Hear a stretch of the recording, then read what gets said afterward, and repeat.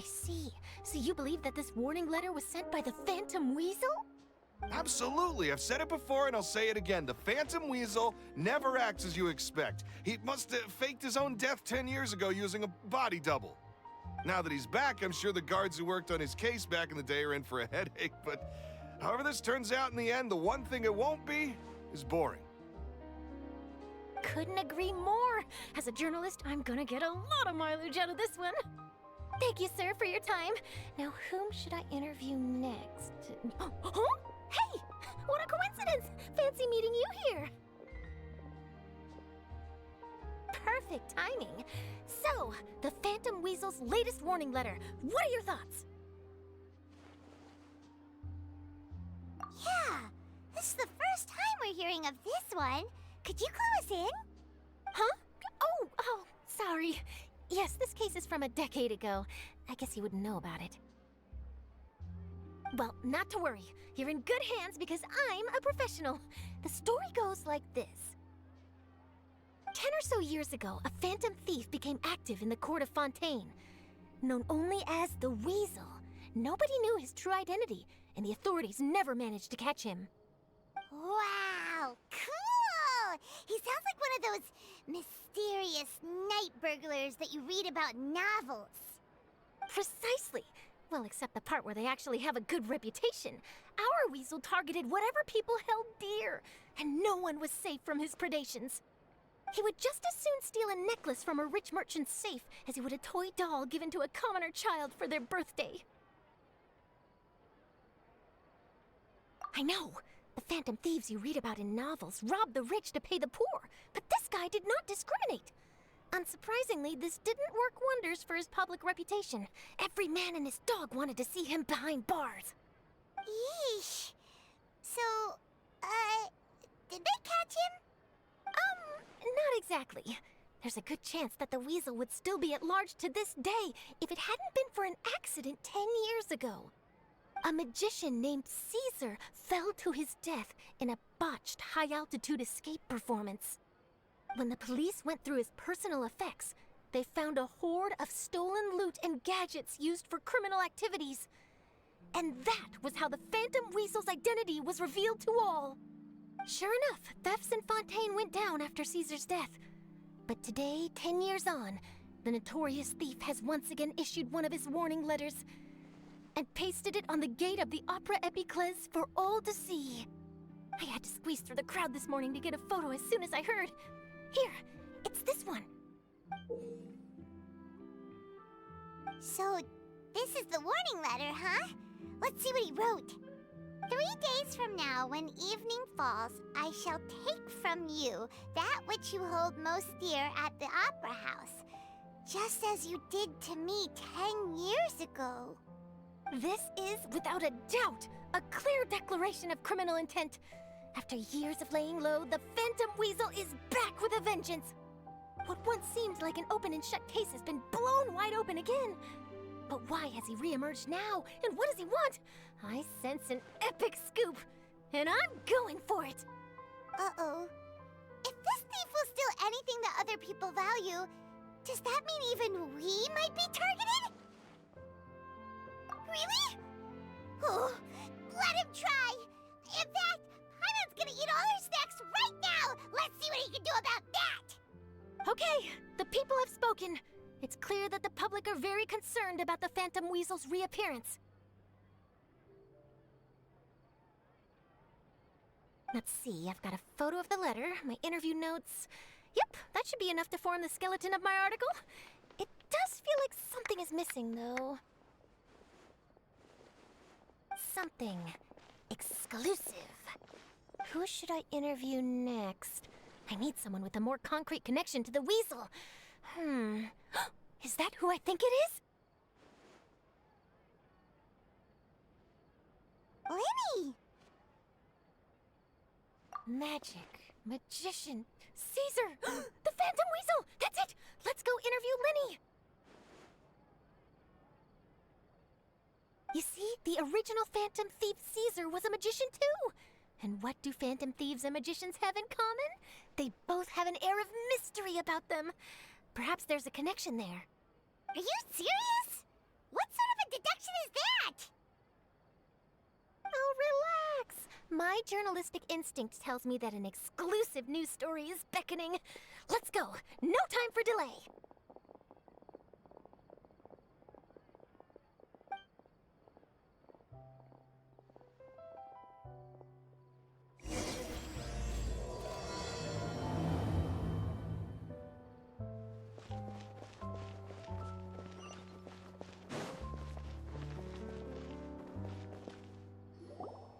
Wow, Mr. Magician!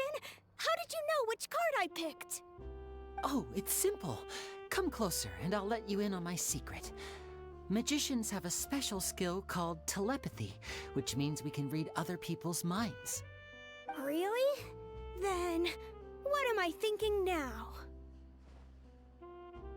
Well, first you need to relax, because I can see that you're clenching your fist in your mind, as if to say, no, I mustn't let him guess it. Aww. And now you're getting a little flustered. You're trying to find a way to empty your mind, to think of nothing at all. But the more you try to hide a secret, the easier it'll come out. You snuck out from home today, didn't you? You told your family a little lie so you could come out and play. Now, that's not a good habit. You can tell? Oh boy, you really can read my mind. Of course. Oh, and that's the end of my performance. You should really be heading home. Remember to apologize to your family, all right? They must be worried about you. All right, got it. Bye, Mr. Magician.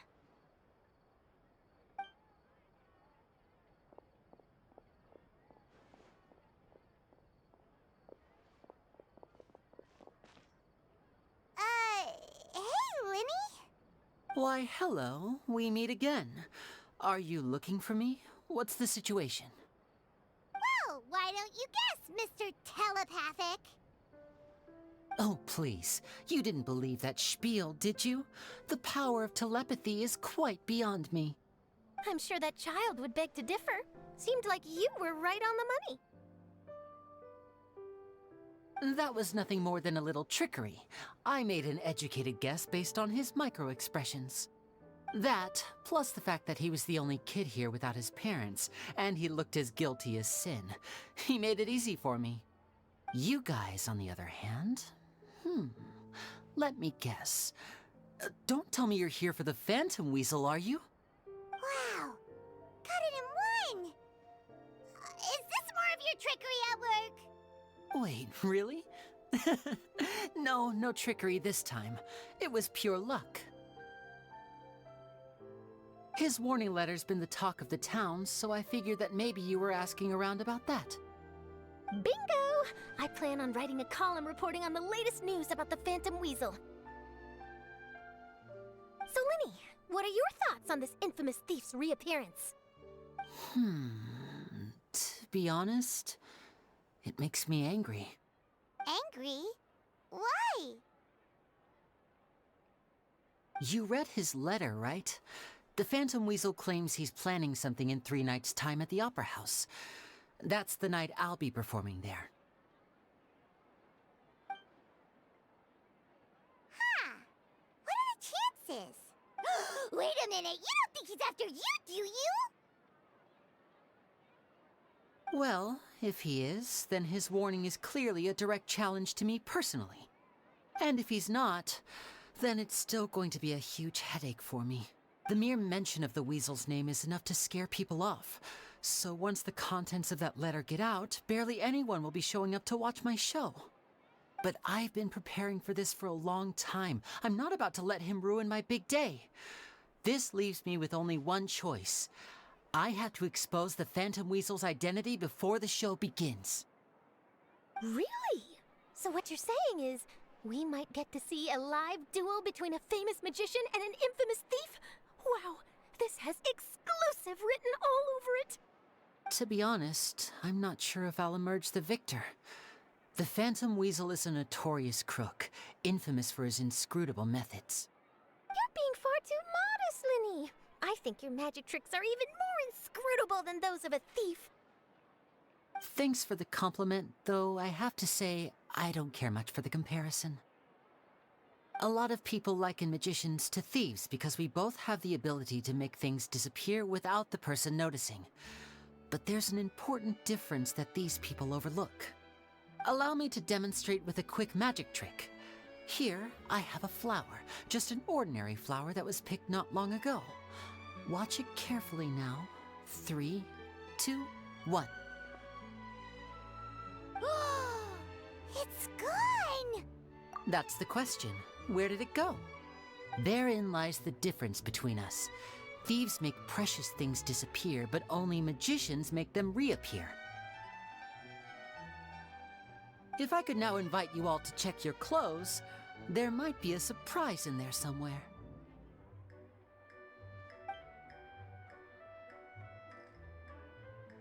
A surprise? Let me see!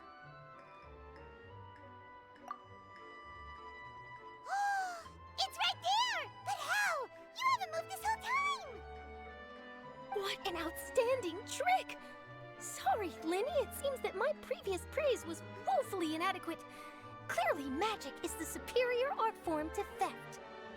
Don't worry, I didn't take offense. I just wanted to take the opportunity to perhaps change some of the preconceived notions you might have about magicians. Since Cesar's death, a lot of people associate magicians with criminality. It can be quite frustrating. I can imagine. Coming back to your trick just now, might I presume that you are well versed in floral symbolism? For example, magicians often use rainbow roses in their flower-related performances to represent passion and romantic encounters. But you used a lumi spell, which, if I'm not mistaken, allude to separations. I'm curious to know if there was any deeper meaning behind this choice? Impressive knowledge. It's no wonder you're such a successful journalist. But I'm afraid I don't know the first thing about floral symbolism. I'm just in the habit of using Lumidu spells in my magic. It sounds like something I should look into, though. I'll buy myself a copy of Fontaine's Floral Language Facts when I have some time. But it'll have to wait until this phantom weasel business is behind us. Well noted. In that case, this brings us to the end of our interview. I, for one, am looking forward to the final showdown between you and the thief. Please feel free to get in touch to update me on any further developments. Otherwise, I will of course see you at your show in 3 days' time, but let's hope the Phantom Weasel is caught by then. If there's nothing else, I'll be off. You've given me lots to work with here, and I've got no time to lose if I want to write that exclusive piece. I'll see you all later.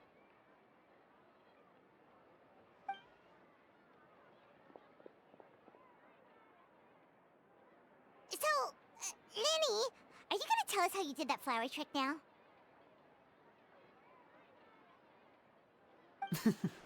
I'm afraid that's my little secret. Aww. Well, magicians are entitled to their secrets. But Paimon's really itching to know how it's done. You feel it too, right? So itchy. Not so itchy then, huh? Well, since you're so concerned, how would you like to serve as my temporary magician's assistants and help me investigate? Magician's assistants? Oh, that sounds fun! Assistants are technically magicians too! Also, it'll bring us one step closer to figuring out how that darn trick is done! Shall we go for it? Excellent. Thank you for putting your trust in moi. The first thing we need to look into is who Cesar really was. If he truly was the Phantom Weasel, that means that the weasel is dead, and whoever wrote this warning letter is just a copycat criminal. But if he wasn't the weasel? Well, that'll make things more interesting. It would mean that the weasel lives, and he's been laying low all this time in some corner of Fontaine. And if we're investigating Cesar, his fiancée Gemma is a good place to start. Word is that she visits the cemetery often, so I asked Lynette to wait for her there. We should make a move. Let's go and rendezvous with Lynette.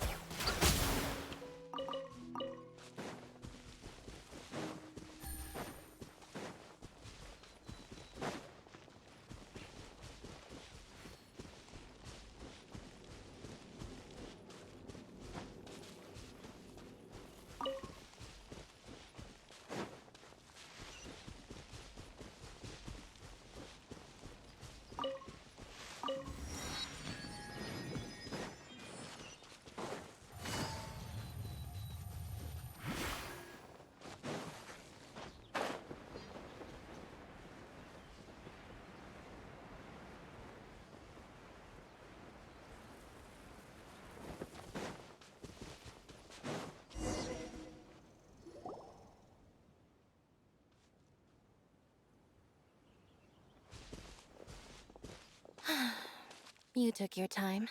Sorry, I bumped into the Traveler and Charlotte en route, and we ended up chatting for a while.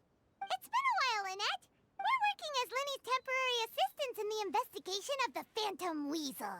Thank you. It's good to have you helping. So, what's the situation? Have you seen Gemma? Nope. I've been here a while, and she still hasn't shown up. How bizarre. Maybe it was bad intel. Well, we won't get anywhere by standing around waiting. Traveler, Paimon, let's go ask around.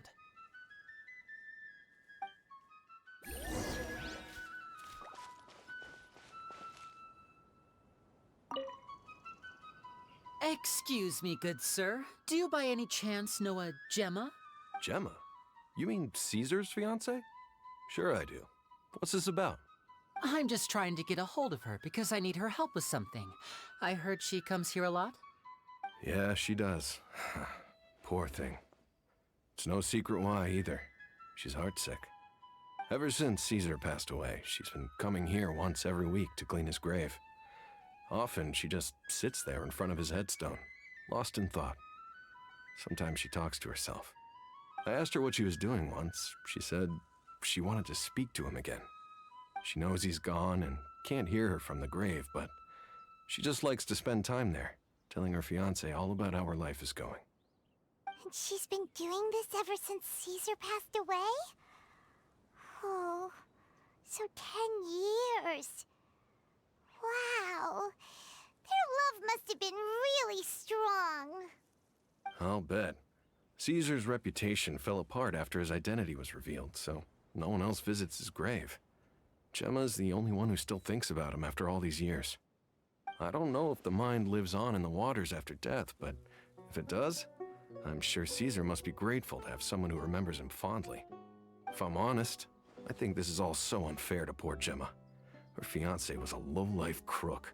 He doesn't deserve someone like her. Anyway, all of that said, she's running later than usual today. Normally, she'd be sitting in front of his grave by now. I wonder if she's okay. Well, that's everything I know, I'm afraid. You might have more luck asking some other people. All right, well, thanks for sharing all of this with us. We'll keep asking around. You're welcome. I just hope she'll be able to move on one day.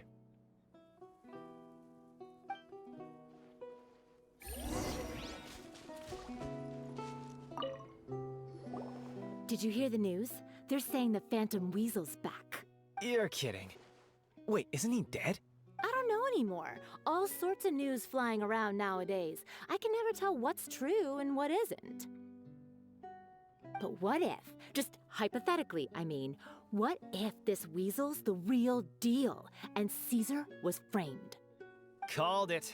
Seriously, 10 years ago, on the day it all went down, I said to myself, you know what? This guy's been set up. The Caesar I knew was a good guy. He gave balloons to children on the street, for Pete's sake. What, are we supposed to believe that he was a balloon thief or something? Give me a break. Oh, please. Weren't you the one cursing his name to high heaven when the police announced the news? You were all, "Oh, that gosh darn lousy son of a, you think you know a guy," or words to that effect. Wait, did I say that? I don't seem to recall. Hello there.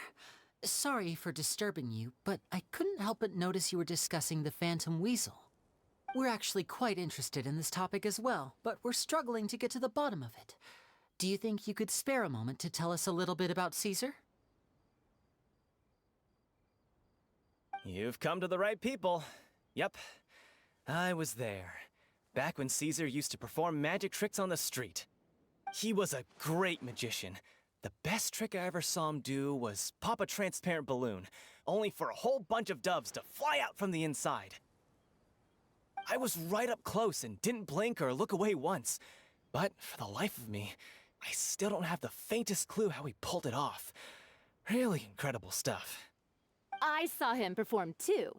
He always used to bring some gifts along for the kids who came to watch his show, and he'd hand them out after he was done.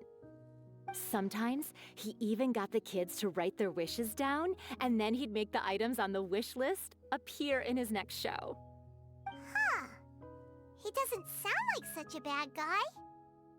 But after he died, there were also rumors that he used the wish list to find out what was precious to people, with the intent to steal it later. As I'm sure you know, the Phantom Weasel would steal just about anything from anyone. Whatever the case, now that the Weasel is back, Caesar's become a hot topic once more. I bet Gemma must be pleased. If Caesar's name gets cleared, maybe it'll finally give her some solace after all this time. No, speak of the devil. That's her over there. If you've got any more questions about Caesar, she's definitely the one to ask. So that's Gemma. Is it just Paimon, or does it look like something's wrong? Wait, it looks like she's injured. Come on, let's see if she's okay.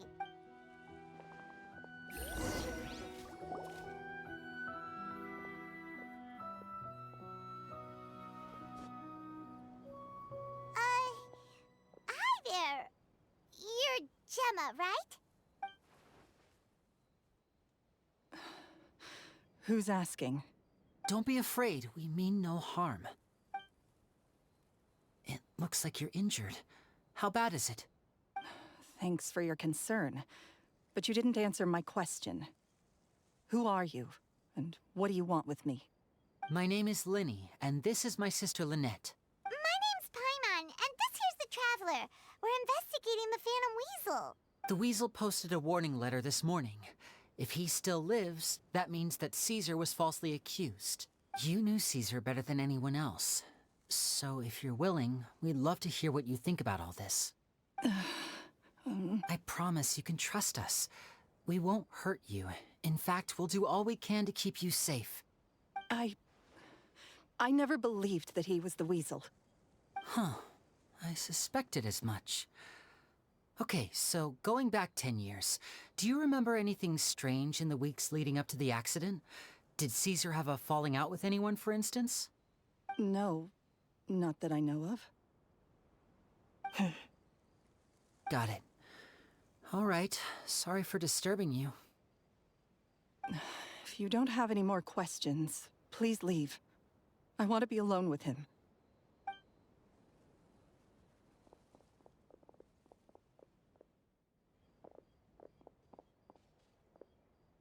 Judging by the look on her face, there's definitely something fishy about her.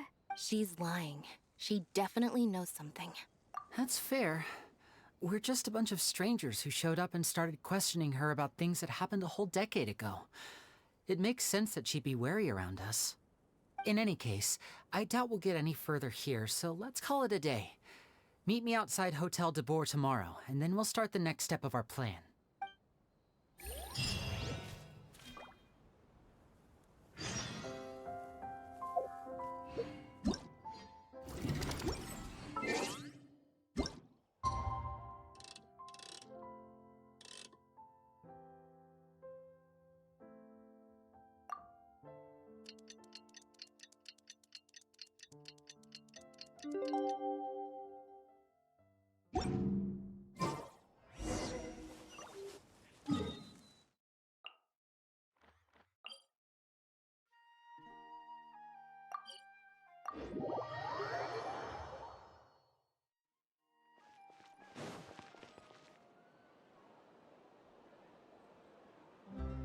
Over here.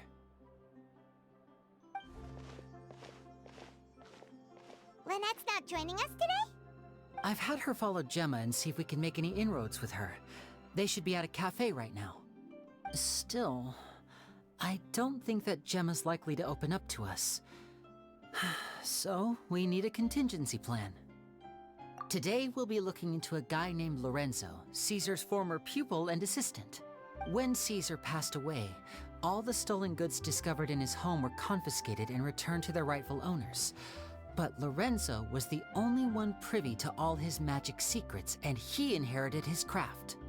Before long, Lorenzo was the next big magician in town, his fame surpassing even that of his master, and it made him very wealthy.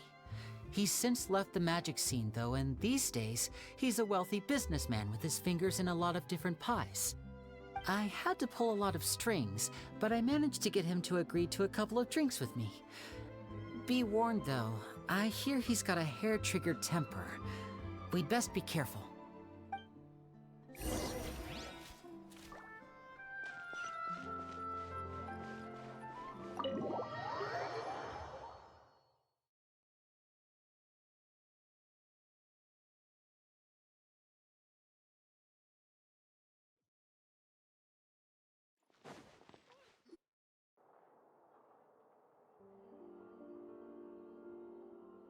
You neglected to mention that you were bringing 2 other people with you. My apologies. These 2 are my assistants. When they heard that I was meeting with the former Magic Maestro himself, they begged and pleaded with me to bring them along. And if it's no trouble, a couple of autographs would really make their day. Oh, forget the pleasantries, just sit.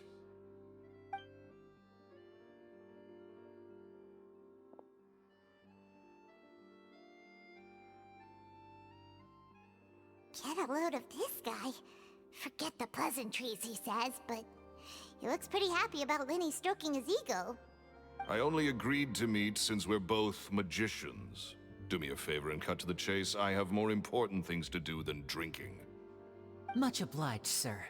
As it happens, the matter I want to address is also related to magic. Yesterday morning, a warning letter from the Phantom Weasel appeared on the entrance to the Opera House. He claims to be planning something for the same evening that I'm scheduled to do a magic show there. As such, I believe that I may well be his target. I have to get to the bottom of this to ensure that my show can go ahead as planned. Naturally, any investigation into the Weasel starts with a few questions about Cesar, who... What is there to investigate? Cesar was the Weasel and he's been dead for 10 years. So what if some sick creep thought it'd be funny to write a warning letter? It changes nothing. Are you trying to tell me you actually bought it? Please, sir, no need to get so worked up. I do concede that a copycat is but one possibility. Possibility? It's a fact, Lyney. Look, my patience is limited, so listen carefully while I'm still willing to put up with you. The Weasel is dead. Period. Everyone knows that, so do yourself a favor and quit this investigation. It'll lead you nowhere. Look, if this affects your magic show in any way, I will personally compensate you for any losses. Oh, sir, I'm honored, really. But this isn't about finances for me. My pride as a magician is what's at stake here, Lorenzo. Copycat or not, this person has thrown me the gauntlet, and I must meet their challenge head on. Your pride? Don't mince words with me, boy. Just tell me, what exactly are you seeking to do? I want to find out the Phantom Weasel's true identity. I have to know for myself what really happened 10 years ago. What would that accomplish? And what do the events of 10 years ago have to do with you, anyway? Look, you of all people should know that a magician never reveals their secrets. And in any case, dead men don't talk. So if you really care about your magician's pride, then you'll forget about Cesar and move on. Uh-oh. This is getting awkward. Lorenzo? Is that? Oh, it is you! I know that big, booming voice anywhere. What's up, my man? Wanna grab a drink with me? Another day, I'm busy. Oh, come on! You can't be all business all the time. You know what they say? Live fast, die. If I wanted your life advice, I'd ask for it. Now get out of my face and go be drunk somewhere else. Sorry, my good sir. I don't believe I've had the pleasure. Oh, hey! Edmondo. He and I are business pals. We worked together a bunch of times. This is your first time meeting him? Oh, he's always like this. Foul-mouthed and hard-nosed. Never heard a kind word out of this guy the whole time I've known him. And he wonders why he can't get a girlfriend, despite being, what, pushing 40, 30, something? Anyway, point is, a lot older than when he first got rejected by the girl he was into. And is still into, from what I hear. Shut up and get out of my face. Another word out of you and you can forget about doing business with me ever again. Do I make myself clear? Sorry, I may have had a little too much to drink. All right, I'm gonna leave. Don't work too hard.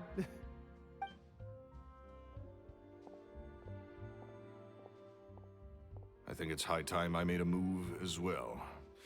If you really want to investigate this, Lyney, be my guest.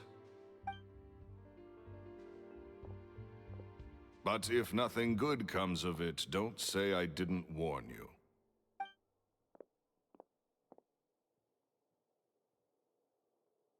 Well, that fell to pieces in a rather spectacular fashion.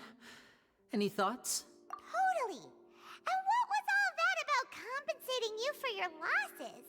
Why would someone you just met make an offer like that? He's gotta be hiding something. And not like Gemma.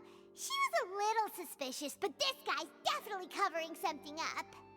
I think so too. We need to look into Lorenzo more closely. That guy Edmondo seems to know a thing or two about him. He only just left. Let's see if we can catch up with him.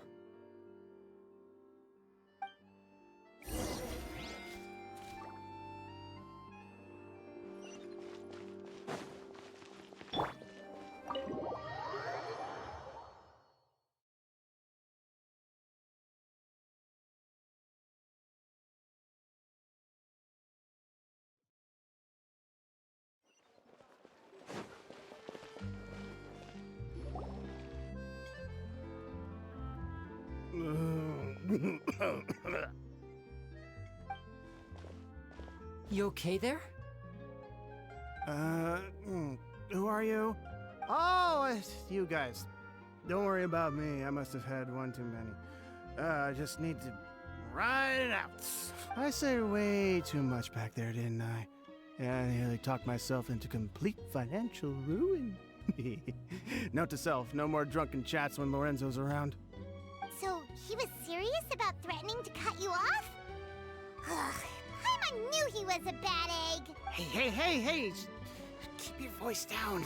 Don't go prying into Lorenzo's personal affairs. Bad things happen to people who ask too many questions. Or make an enemy out of him. What kind of bad things? Don't even ask. I'm sorry. I'm gonna have to cut this conversation short. I'm not crossing that line again. And take it from me, trouble with Lorenzo is one thing you don't need in your life. You saw him flare up back there. I don't know what you said to him, but clearly it touched a nerve. That's not a good sign. You're too young for this. Don't get in over your head. I'm leaving.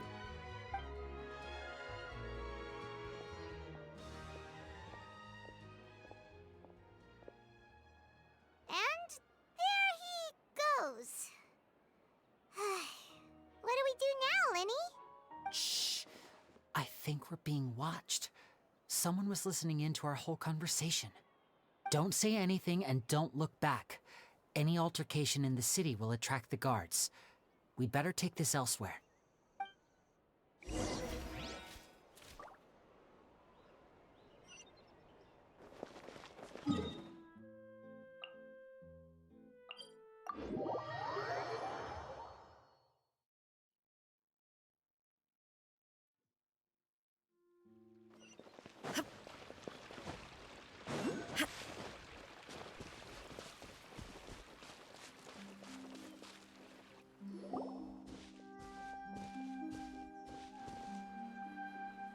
You followed us a long way.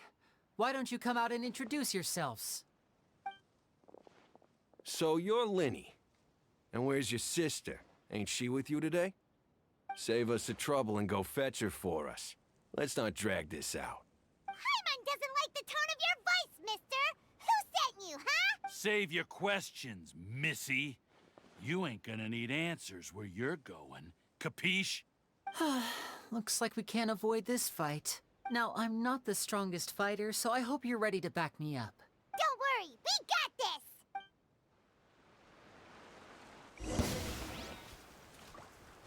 Now disappear!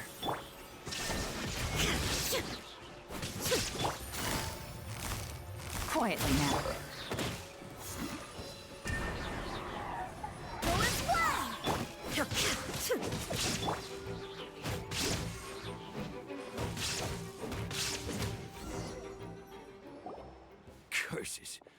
tougher than we thought.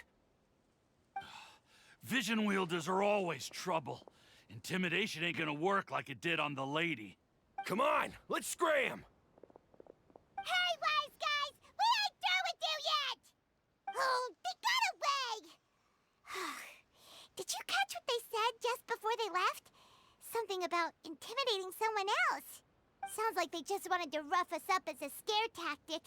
And they've already done it to someone else, but who? You're right. She was injured when we saw her yesterday, and she acted like she had something to hide.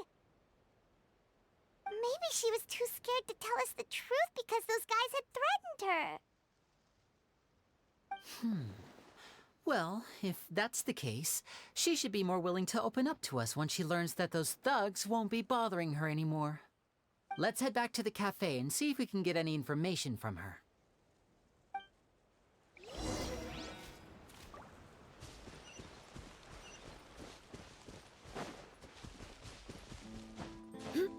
More speed.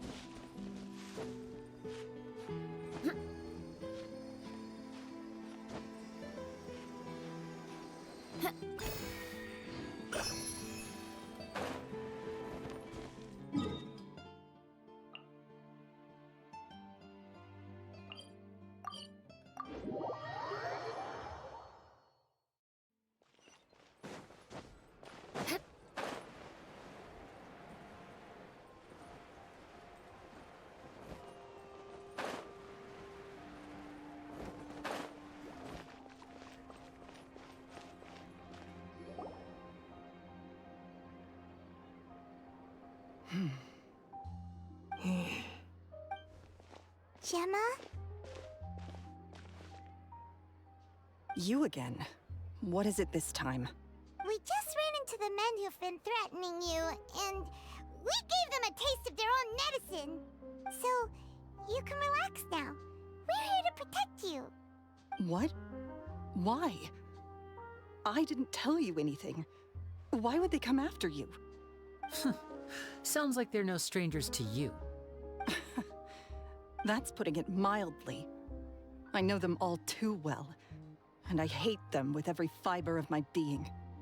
It's been 10 long years, and still every time I try to look into Caesar's death, they show up and warn me not to do anything stupid. How do I know I can trust you? Do you really think you can get to the bottom of it all? And why are you doing this? I'm afraid I can't reveal all the details just yet, but I can promise you this. I will expose the Phantom Weasel's true identity. Because you see, this is a personal matter of the utmost importance. I give you my word. Trust me. Okay. How can I help you? I've heard that Cesar used to have a magic workshop where he kept a lot of his personal effects. If possible, I'd like to take a look at them. Do you know where it is? The Fleuve Sonde. But the place was sealed up by the police after his death, and no one's been there since. I also know that the Fleuve Sonde is dangerous territory. Lots of hostile groups lurking around. If you're serious about going there, please be careful. Understood. Lynette, you stay here and take care of Gemma. Don't let her come to harm. Got it. But if I'm staying here, I'm ordering dessert. I mean, bon appetit, but stay sharp too. They're likely to come for you while I'm away. Okay. All right. Power saving mode off. I'll start taking this more seriously now.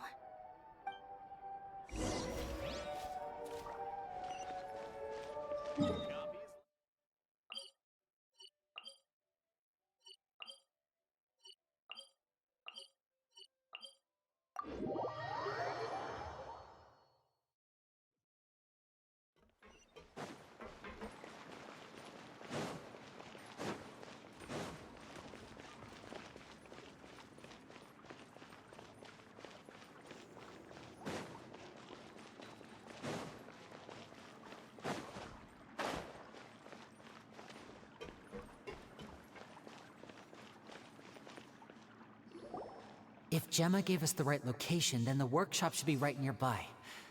Huh. Looks like these boxes are blocking the entrance. Let's shift them away first. There we go. It should be just down here.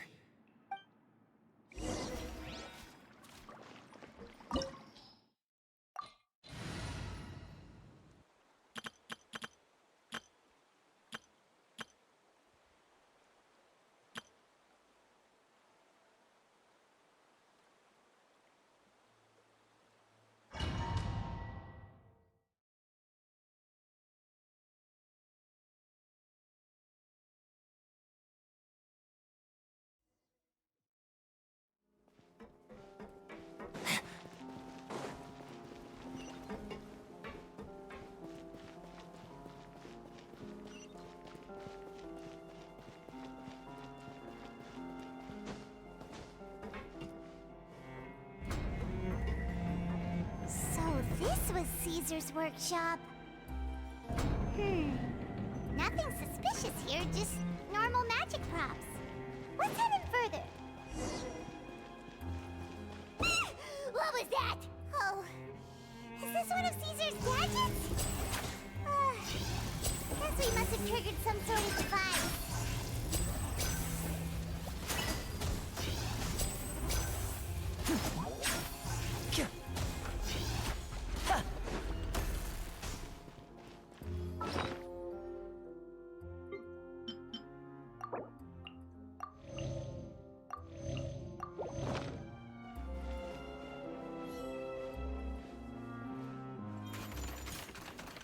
Step right. Shine down! Eye for an eye.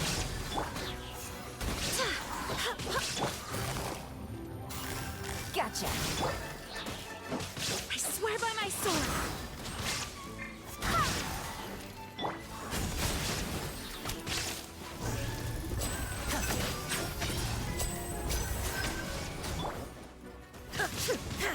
Illusion shattered!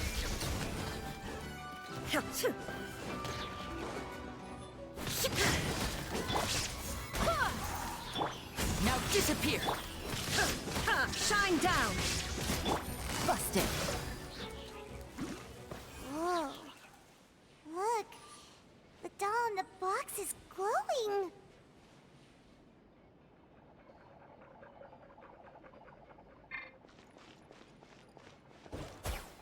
There's something written on the card on this doll. Let's take a closer look.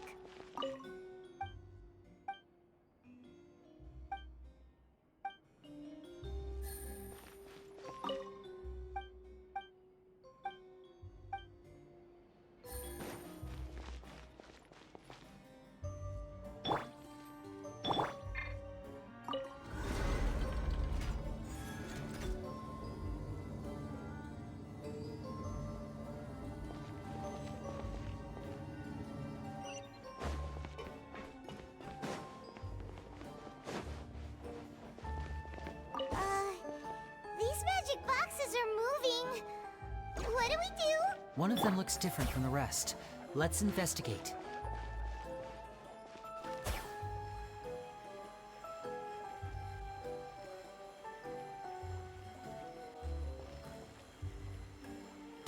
Got it. We're supposed to find the box that lit up at the start, right? There should be another wish list inside. Let's keep trying.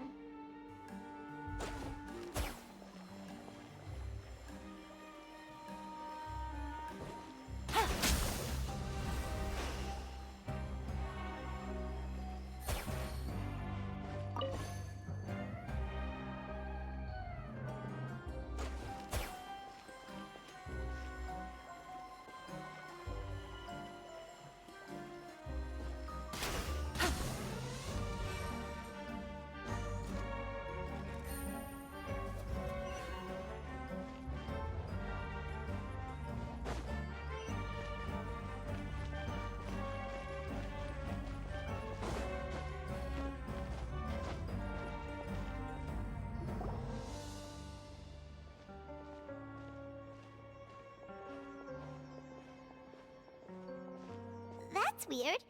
Have we reached the end already? There's nothing here. Maybe this was a wasted trip. This place seems a little too ordinary for a magician's workshop.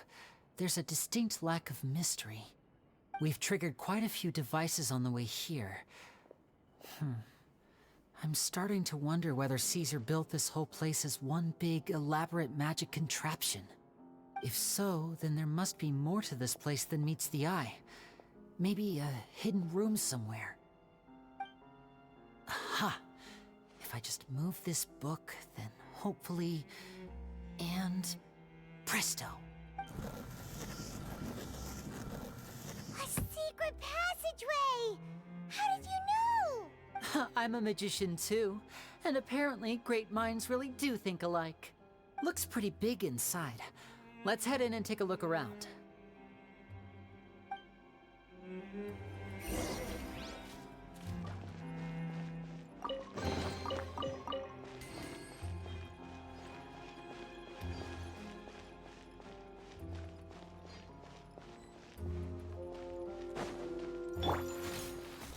Illusion shattered!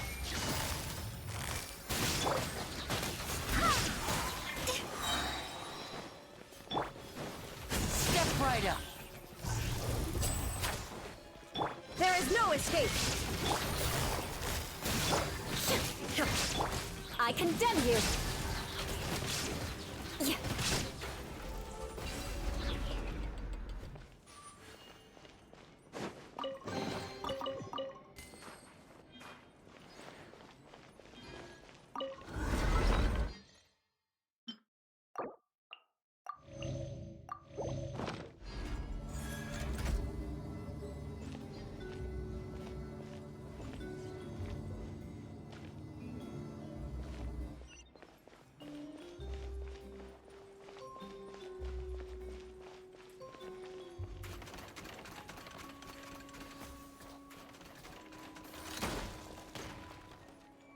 Illusion shattered!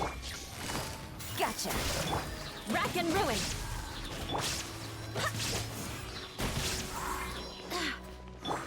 And voila!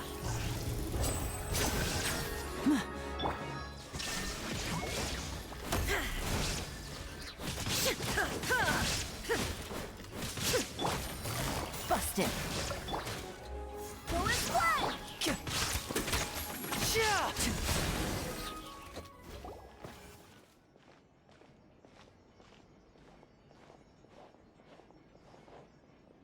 Why have you stopped, Lyney? Is there some device in that box? Huh. It just looks familiar somehow. Let me check this out for a second while you guys go on ahead. If anyone makes a major discovery, let's rendezvous here. All right, see you in a bit.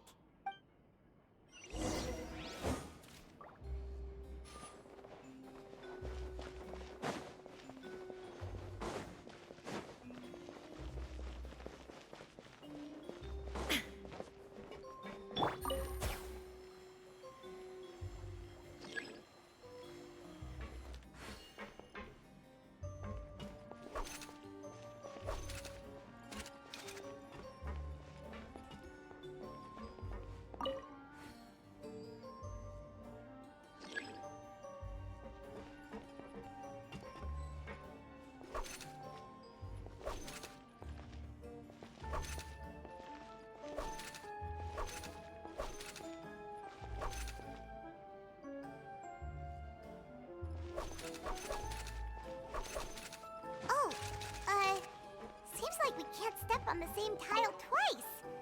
Guess we've got to finish it in one run, huh?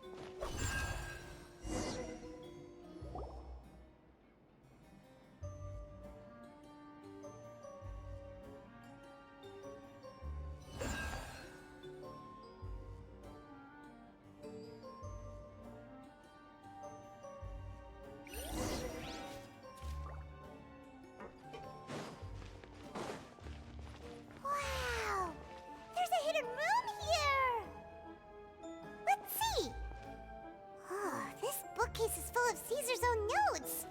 He wrote a lot about the principles of magic. Whew. Much too advanced for Paimon. Hey, look! Is that Caesar's diary on the table? This book's thick as a brick! Let's take a peek inside it, shall we?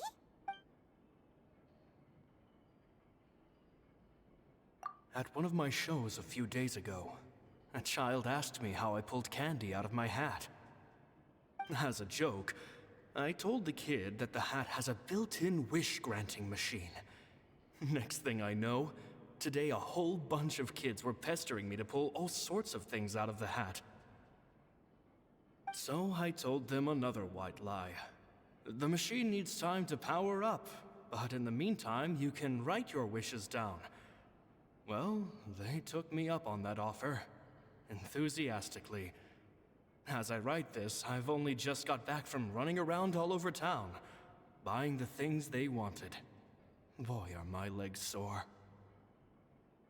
I wound up saving very little this month, but that's not a major issue. I now have a bigger problem. How am I going to hide all these things inside my hat? 2 children came to talk to me after today's show. I don't know why they were out on their own. They looked much too young to be unsupervised. I do hope they got home safely. Anyway, they said that they wanted me to teach them how to do magic. It's not uncommon for children to ask this, of course, but I've never seen any of them as serious about it as these 2. I told them that learning magic is very hard work, but that didn't faze them at all. It's like they already knew. They seemed so committed. I couldn't turn them down. It seems like something's bothering Lorenzo lately, but he won't open up to me about it. Surely he's not upset that I agreed to teach those 2 children. I'll have to talk him around. I have a good feeling about those kids. They're naturally talented, and it seems like they're not new to the world of magic. They have all sorts of fantastic ideas. All I'm really doing is helping them develop a more professional standard training plan. They wanted to call me Master, but I told them they absolutely mustn't. Any magician worth their salt could have taught them what I have. They're the geniuses here. Compared to them, I don't deserve to be called any sort of master. With time, I have no doubt that they could become far greater magicians than I. My only concern is why they're so mature for their age. Gemma thinks so too. She doesn't like being around them. Says that their eyes are too piercing. They don't bother me, but then again, I've never been the sharpest tool in the shed. It's nearly time for me to go on tour. I asked the 2 kids if they'd like to come with me, but they shook their heads. I once overheard them talking about their father and their mission. Sounds like their parents have other plans for them. I guess we'll be parting ways soon. It's only been 10 days since I first met them, but I think that I've gotten a feel for their personalities now. They're very tough, but also very cautious, and they trust no one but each other. This, I fear, is not a good habit to have. They hide things from me too. For example, when I asked them where they live and why they wanted to learn magic, they lied. That's the thing about children. Whenever they're trying to cover something up, it always shows somehow. I can sense that their lives have been hard, possibly even dangerous too. They're not like other children. It's a shame that I can't do more to help them. After thinking things over, I decided to tell them a bit about how I see the world. It's full of lies and falsehoods, and that is why we must find our own truth. P.S. I hope they won't find my nagging annoying. Children are so opinionated nowadays.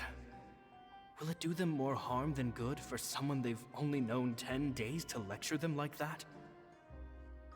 PPS. Maybe I'm overthinking this. Children aren't interested in grand philosophies. It probably just went in one ear and out the other. I bet they've already forgotten every word I said. Oh, Caesar, Caesar. Just mind your own business next time.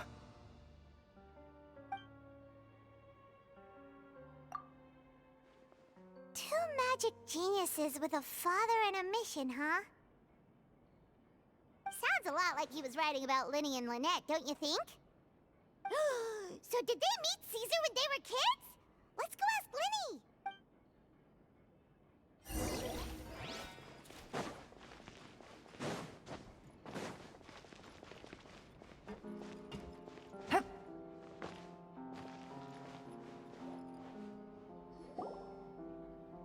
Lyney?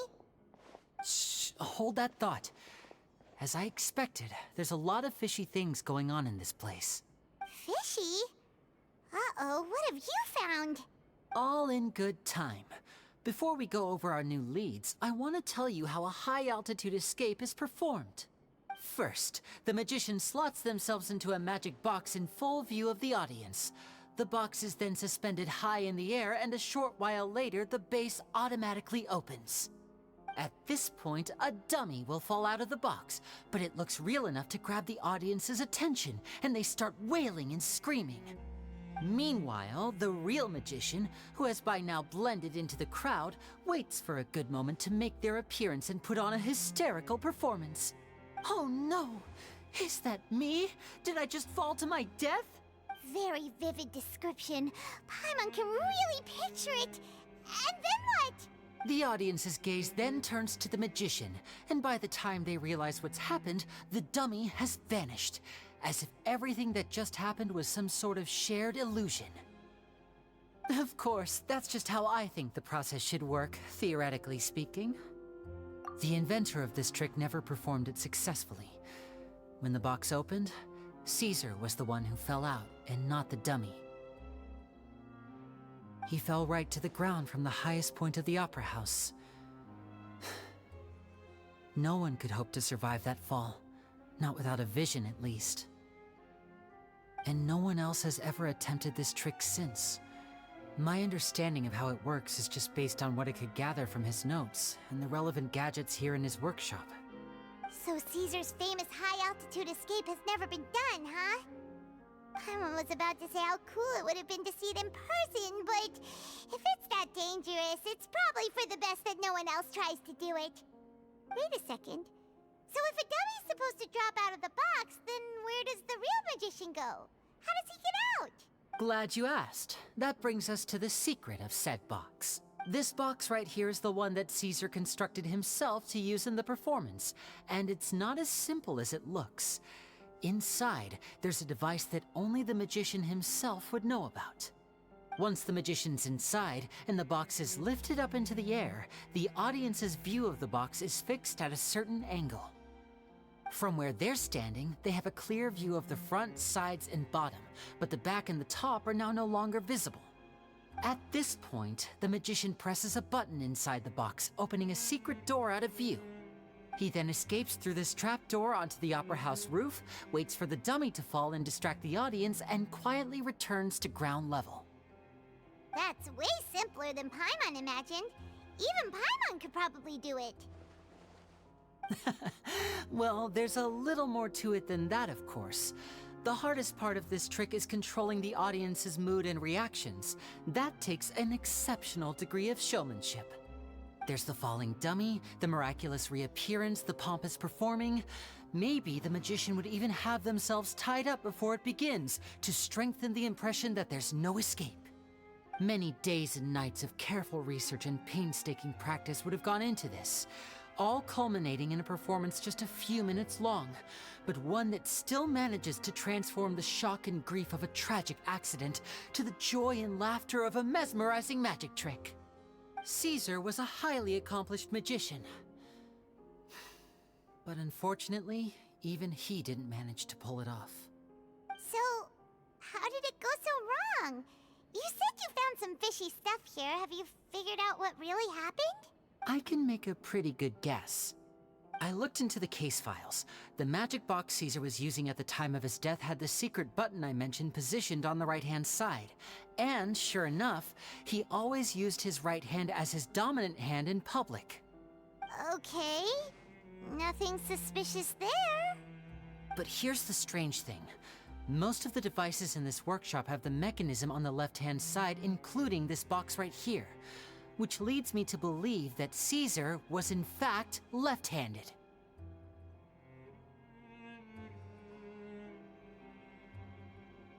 Because a magician can't afford to have their most basic habits stand out too much. People naturally focus their attention on the most important details of the task or situation at hand. But a magician needs to be able to redirect an audience's attention at will so as to avoid arousing their suspicion. The essence of magic is getting people to believe a lie. If even the truth raises eyebrows, the falsehoods become all the more difficult to mask. And so, Cesar trained himself to use his right hand to align with his audience's expectations. Great magic always requires sacrifices. But in his most stressful and nerve-wracking moments, and when no one was watching, reflex would kick in and he'd use his left hand. That's why he set his gadgets with the mechanism on his left. Exactly. I think that's likely what happened. Cesar would have been under a lot of time pressure during the escape. He'd have had mere seconds to open the hidden compartment, retrieve the dummy, then open the secret door and make a swift escape. But I'm sure he was confident. He would have rehearsed countless times to the point where it was second nature. He'd barely need to think about what he was doing because muscle memory would guide him through. So he opened the compartment, took out the dummy, checked everything was in order, and then went to leave. With his left hand, he reached for the button, and suddenly, his heart skipped a beat. It wasn't there. Much like when you reach for your keys but find your pocket empty, his mind needed a moment to process what was going on. Instinctively, his left hand would keep feeling around for the missing button, maybe for another second or two. With the stakes being as high as they were, just a 2-second delay cost him everything. The authorities would find nothing suspicious and conclude that his death was due to his own error. When in reality, someone switched the boxes, and they did it to murder him. But how would they be able to make the switch without being noticed?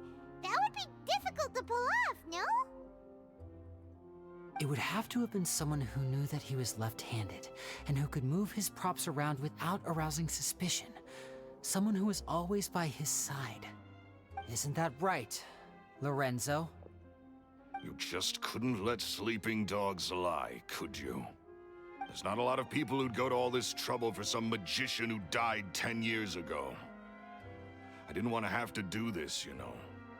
Silencing you the hard way just creates more problems for me to deal with. But I gave you your chance. I hoped you'd do what's good for you and back off like the lady, but you disappoint me. You mean Gemma? So you are the one who's been threatening her! Yes, although however stubborn she might be, she was never much of a liability. But you people, you never even knew him, but for some reason you just wouldn't drop it. Which is why you can't leave this place alive. Take them out, and make it quick. Do your worst!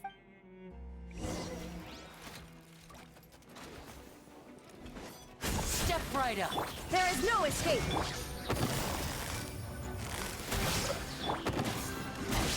Wind, hear me! Things are about to get dicey. Flood of frost! I condemn you!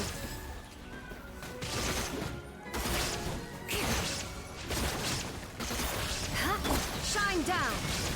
Now you shall perish!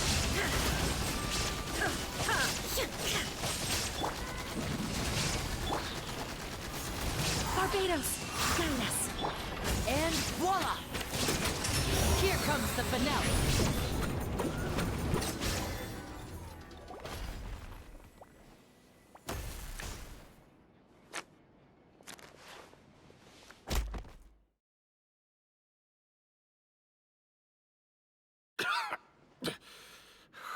You kids are tougher than you look. Had enough yet, Lorenzo? Your cronies can't help you now. I think it's high time you started talking, and what I'd really like to know is, why did you murder Cesar? If I had a Mora for every time you said that man's name. Of course you idolized Cesar, everyone else did. But I was the real genius magician. Me! He was just an amateur who did cheap tricks for gullible children. I was the one who made magic into the fine art it is today. The aristocrats doffed their hats to me! So it was jealousy. Jealousy. Hatred, more like. I hated Cesar. All he cared about was his magic. He lived and breathed it.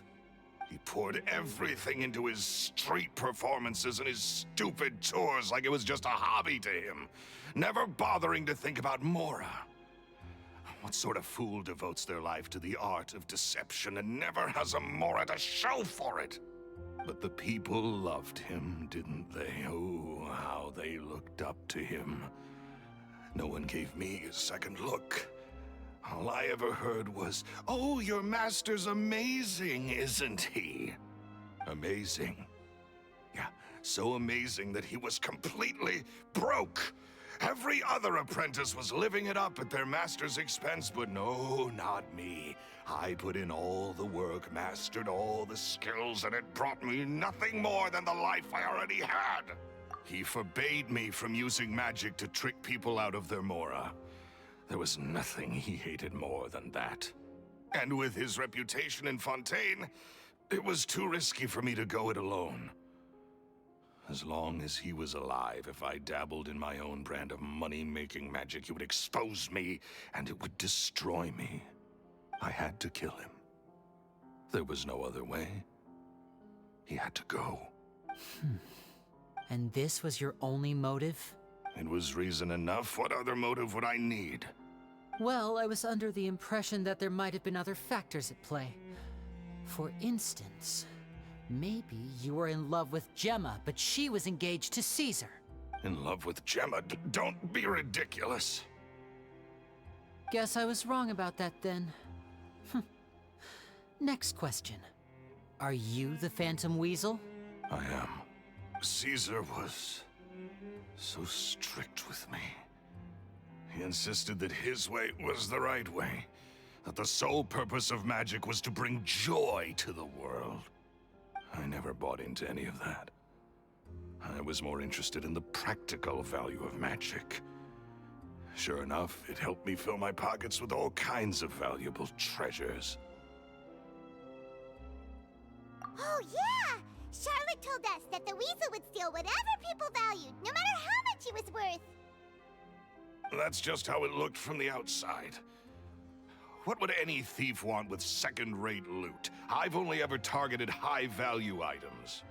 I stole cheap things as a way of practicing my craft. It was other people's overactive imaginations that conjured up the preposterous image they then dubbed the Phantom Weasel. So that's the story, huh? Well, I hope you're ready to tell it all over again during your trial. What choice do I have? You're a pack of wolves, and you've got me between your jaws. You've seen what's here, and my last-ditch effort to stop it getting out has failed. What else can I do? So be it. I've enjoyed power and wealth for the last 10 years, the likes of which Cesar could never give me. I wouldn't choose for things to end this way, but I regret nothing. Very well. In that case, I'll contact the guards. Traveler, Paimon, keep an eye on Lorenzo for me. I'll meet you just outside the workshop when I'm back.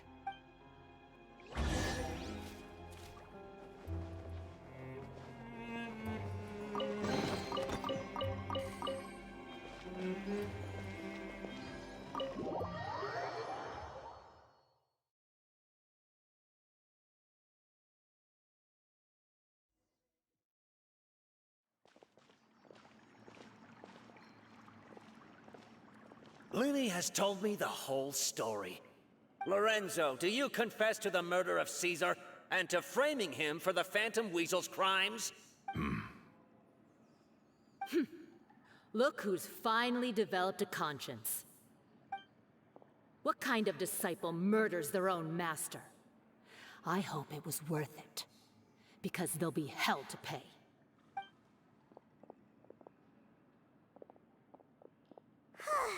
Looks like it's all over. What should we do next, Lyney? Should we start preparing for your show? Let me think. Let's rendezvous with Lynette and Gemma first. With Lorenzo in custody, Gemma will no longer have to fear for her safety. Good point. We should go tell Gemma the good news right away. It'll give her some peace of mind for sure.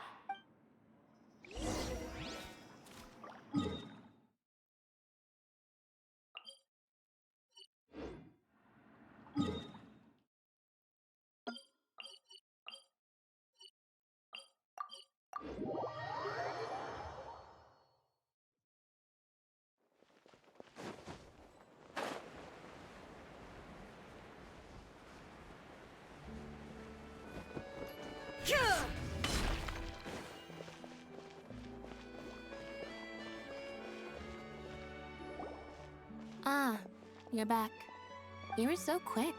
I've only just finished my third dessert. Your third? Lynette, come on, we've talked about this. Everything in moderation. You're not gonna have any room left for dinner now. It's fine. I'll shift to exercise mode and jog off the excess sugar. That's besides the point. Well, it's done now, but try to eat a more balanced diet in the future. Point taken. Did everything go okay? Of course! Lorenzo was no match for us. The guards are taking him into custody as we speak. Gosh, that's amazing. I'm sorry, I still didn't know if I could trust you, but now it seems I can. I had my suspicions about Lorenzo, but It's okay, we understand. He did threaten you. Paimon would find it hard to trust strangers in your position too. But you don't need to be scared anymore. Everything's gonna be okay. Sorry. My emotions are all over the place right now.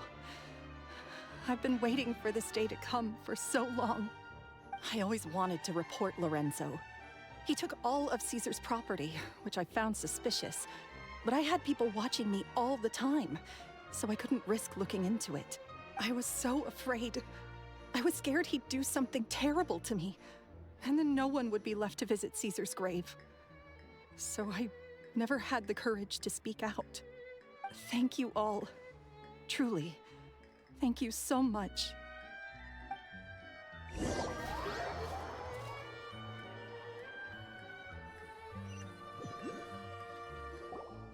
Thank you all for clearing Caesar's name. I never would have guessed that Lorenzo was the real Phantom Weasel. He never showed any signs that there were problems between him and Cesar in public. From the outside, it looked like they got along great. And to think that lowlife's been living life to the fullest all this time, while Caesar's name was getting dragged through the mud. It's a travesty. At least his soul can finally rest in peace now, thanks to your efforts.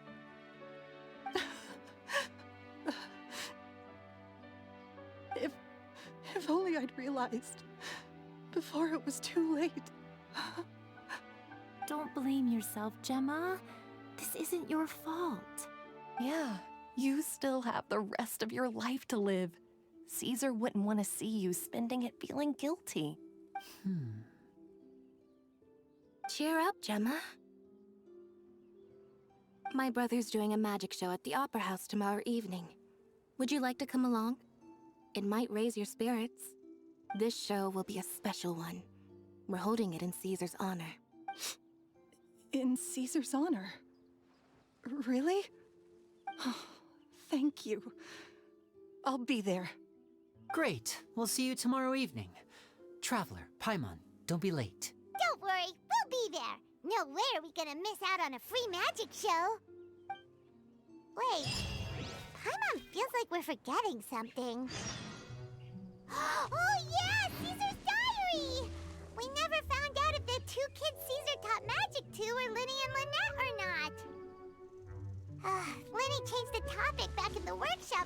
get a chance to bring it up. Oh well. Guess we'll just have to ask Lyney tomorrow evening.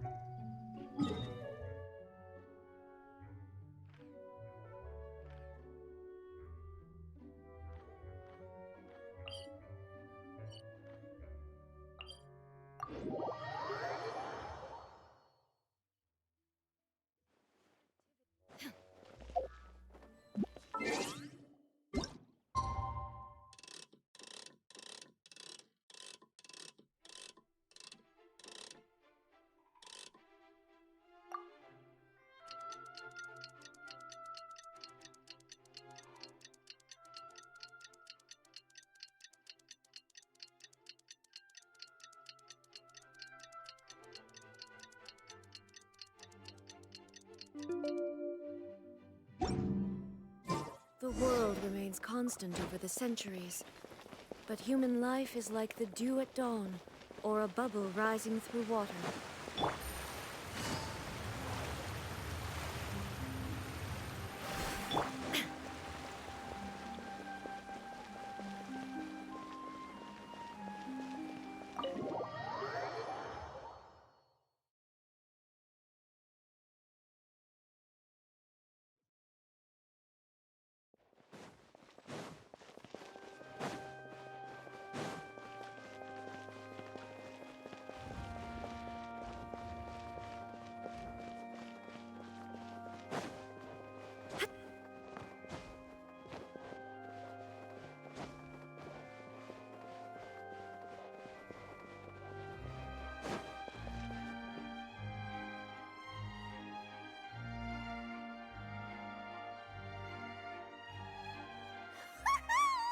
Paimon's excited to see another of Lyney's magic shows!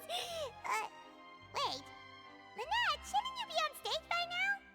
Not this time. My brother's going solo today. So, I'll be watching with you.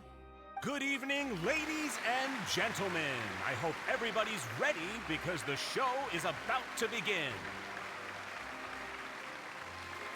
The great magician Lyney has prepared a spectacular show for us all tonight, concluding with an all-new grand finale that no audience has ever seen before. Wow! A new trick! Thank you all so much for coming. Now, prepare to join me on a journey through the mystical and miraculous.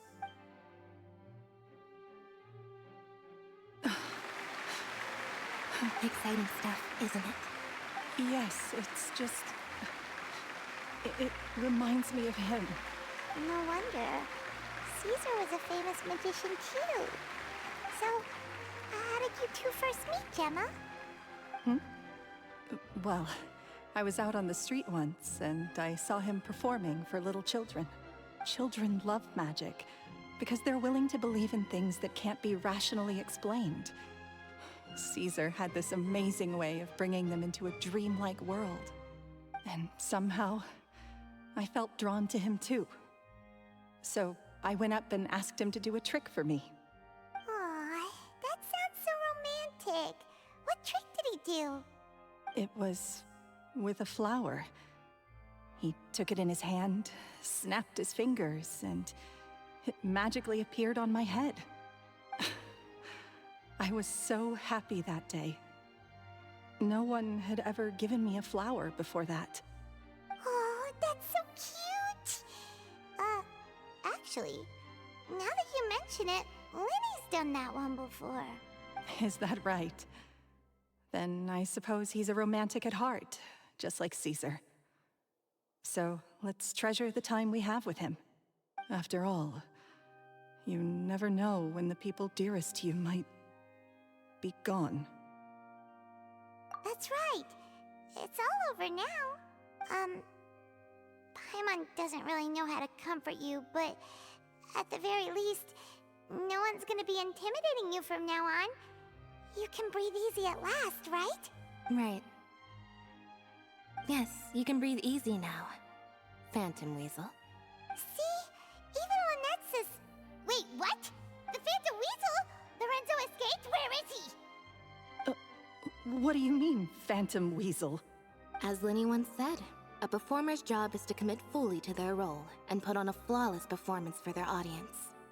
But once the bag of tricks is empty and the curtain falls, it's time to end the show. The spotlight is no place for someone with no more cards up their sleeve. It's been 10 years, Gemma. Aren't you tired of the grieving widow act? I think it's time to put an end to it. What are you talking about? Paimon doesn't like this riddle. Traveler, Paimon doesn't like where this is going. Come on, say something! Ladies and gentlemen, I hope you're all enjoying the performance so far. There will now be a brief intermission, after which Lyney will perform the most electrifying act of tonight's show, the one we've all been waiting for. The final performance will take place outside of the Opera House, so please make your way outside in a calm and orderly fashion. The Phantom Weasel never did like public places, did they? Don't worry, this place will be quiet soon. Let's talk somewhere else for now.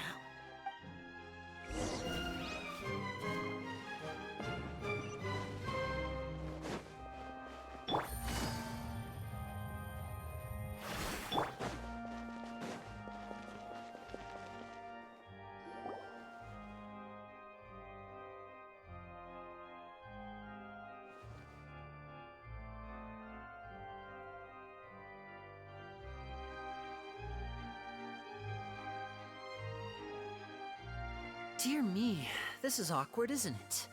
And unfortunately, I'm all out of gadgets, so I'm afraid I can't do any tricks to liven up the mood. This is a big mistake for a magician to make, but thankfully, I do have a backup plan. Now, who wants to hear a story? Lyney, don't we have more important things to address right now? Lynette accused Gemma of being the real Phantom Weasel a moment ago. Oh, what the heck's going on? All in good time. Magicians are good at guessing what people are thinking.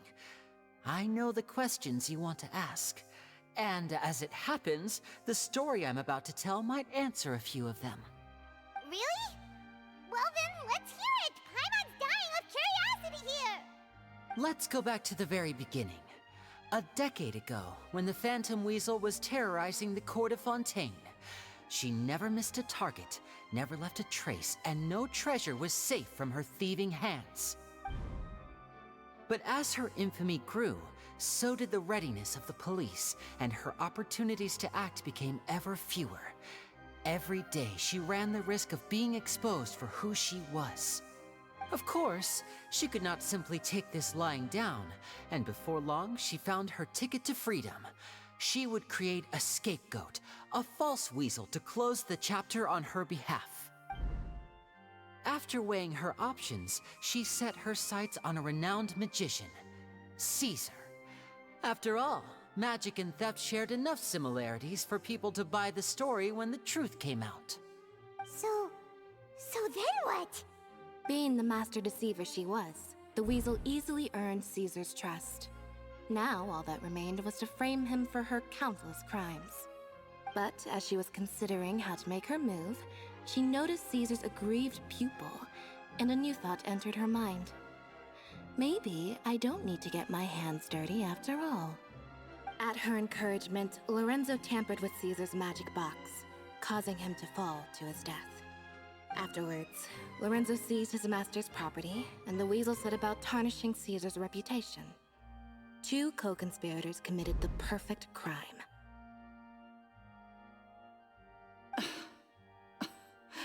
I've got to hand it to you. You're both exceptional storytellers. It's enough to make even me wonder whether there was really another mastermind behind all this, pulling the strings. But I just have one question. You seem to think that I am the villain in this tale. What's brought this on, Lyney? Is it something that Lorenzo said? Don't worry, Lorenzo said nothing at all. But I never believed that he was the weasel, and in fact, my investigation only made me more certain of that. He was too forthcoming with his confession, as if there was something else he was trying to hide.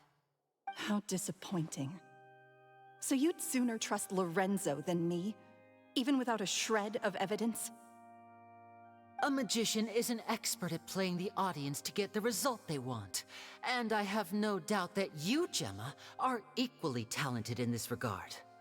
With a little help from Lorenzo, you put on a very convincing performance. The lovesick fiancé, whose devotion to her betrothed is unshakable, even under threats of violence.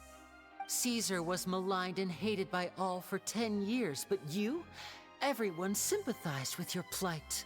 Who would suspect for 1 second that the lovely young lady always seen weeping in front of Caesar's grave was actually the mastermind behind his demise? No, not that poor lady. Perish the thought. Wait, so you mean the whole intimidation thing was just a hoax? Gemma and Lorenzo were both in on it? But why would Lorenzo agree to that? And why didn't he sell her out even at the end instead of admitting to being the weasel himself? Yes, why indeed? Maybe Gemma herself could enlighten us on that question. Well, Lyney, if you're so confident in your version of events, then I think the answer should be obvious. Having killed Caesar with his own hands, Lorenzo was plagued by overwhelming guilt. Revealing the Phantom Weasel's true identity would serve no purpose. But if the Weasel remained free, then she could take care of Lorenzo's loved ones. An excellent answer, though sadly a little dull. Is that right? Well, don't let me bore you. If you'd care to change the topic to something more interesting, I'd be much obliged. As a matter of fact, there's one thing I'd really like to understand. Why would the real Weasel have targeted things that only have value to other people? Could you shed any light on that? Of course. After all, we're just telling stories here, aren't we? If I had to guess, I would say that the real Weasel must have had a terrible childhood. Left to fend for herself after her parents died young. Betrayed, scorned, beaten. She'd scrounge waste paper from garbage bins to draw on, using twigs and dirt for lack of ink and pen. She'd sew ugly rag dolls from whatever scrap material she could get her hands on. This was her only source of happiness in life. But it was all she needed, and she was content. Until the world decided that even this was too good for her. Once again, she was betrayed. And this time, everything was taken from her. She felt like life was a miry pit that dragged her further down the more she struggled to escape. At that tender age, she should have been happy. Instead, she stood in the shadows and watched with envy as all good things in the world passed her by. This was a fate too cruel for anyone to bear. Her pain became a breeding ground for dark thoughts. Thoughts which festered and grew into a twisted solution to her troubles. I detest the happiness of others, in all its forms alike. I will rob them of everything they hold to be good and true. And it will fill the void in my soul. That's some pretty heavy stuff. Now it all makes sense. Does this story satisfy you, Lyney? Yes, it is quite to my tastes. Thank you for helping to clear up my confusion. Huh. That's right. What drove you to write that letter, Gemma? What were you trying to achieve there? Because without that, none of this would have ever come to light. She didn't write the letter.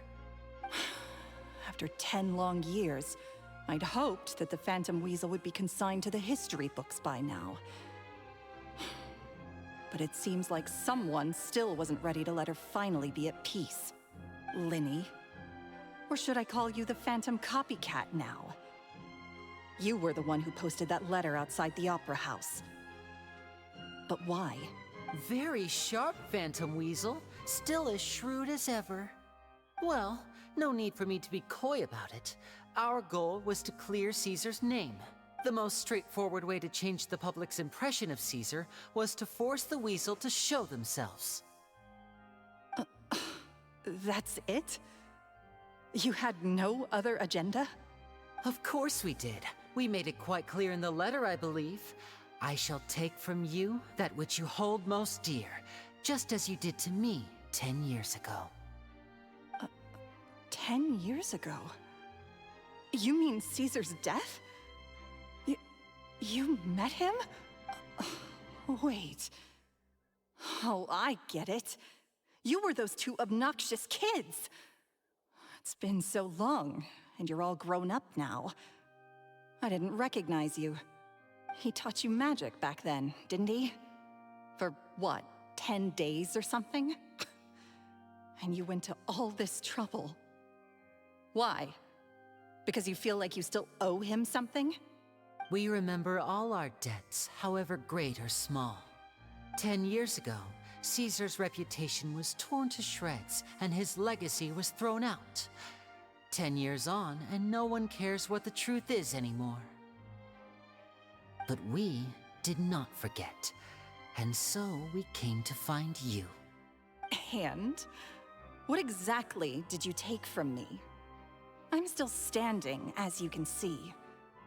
Lorenzo has admitted to everything. I'm free. Free? Do you really think so? Caesar once told me that even though the world is filled with lies and falsehoods, we must find our own truth. I think that applies to you too. Truth can take many forms. Prized possessions with nostalgic value, fervent hopes and dreams, and irreplaceable people. Life took many things from you, and those wounds never healed. When they ached unbearably in the dead of night, stealing became your way of numbing the pain. What are you trying to say? I'm saying that for the last 10 years, you've been living a rather uneventful life. Perhaps that's because you found something other than a life of crime to fill the hole? Back to Lorenzo for a second. He murdered his own master, played along with your act, and took pains to make sure any suspicion would be directed towards him. But what did he have to gain from all that? He knew who you were and the things you'd done, and despite that, he was willing to give everything up for your sake. He's the reason that you haven't felt the compulsion to steal in all these years. You're more than just accomplices in murder. You're the only real friends each other has. So I think you know, deep down, that he is the only truth you have in your life. But that truth is gone now, and I guarantee you, you'll never see it again. Congratulations on your freedom, Gemma. Your freedom will cost you dearly. From now on, you'll be all alone in a world full of lies and falsehoods. I do hope you'll be able to bear it. You've still got a long life ahead of you after all. Gather round, one and all. The time has now come for the amazing Lyney to perform his final act in tonight's show. I'm sure you're all wondering what he has planned for the grand finale. Well, wonder no more, for the answer is a death-defying high-altitude escape. A high-altitude escape? I'm sure you all remember the magician Cesar. This was the very trick that led to his fatal fall, after which he was dubbed the Phantom Weasel. But we have now learned that Cesar was wrongly accused, and that the real Weasel has now confessed to their crimes. Guess that's my cue to leave. Whew. I've been practicing this one for ages now, but I'm still a little nervous. Traveler, Paimon, I hope you enjoy the rest of the show. There may be a lot of people watching tonight, but you alone are my true witnesses. Lyney, wait. You two hid a lot from Cesar. He went to his grave without ever knowing your secrets. So what about now? Are you an open book? You don't have to tell lies to end up isolated and alone. One day, you'll end up exactly where I am today. You're wrong. I'm nothing like you. So, what are we, doing now? Like Lyney said, when you're ready, let's head outside and watch the show. But what about Gemma? She'll figure out what's best for her soon enough. Oh, and if you'd like to see Lyney after the show, you know where he'll be. The usual haunt. All right. Well, let's go and watch Lenny's finale then. This trick's a pretty dangerous one, but he should be able to pull it off, right?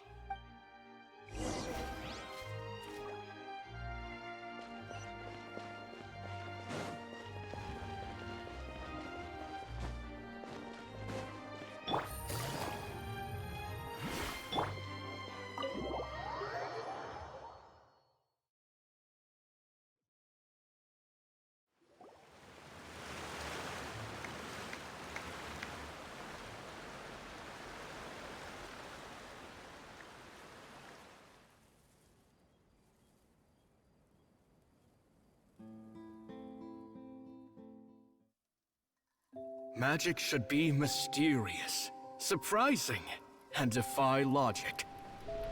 Magic is hard work. Every single movement has to be practiced thousands of times. It's all right. We're used to that.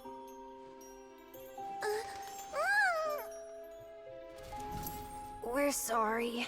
You've taught us so much, but we can't tell you the whole truth. It's okay. Do you still remember what I told you? This world is full of lies and falsehoods. I only hope that one day, you can find your own truth. What about you? Have you found your truth? Magic is my truth. I want to perform a magic trick so great that people will always think of me when they talk about it. For a magician, what greater honor could there be? Look! Behold! Lyney is sealed inside the box. Will he manage to escape? 10 years ago, Cesar attempted this very trick, and it was at this precise moment that...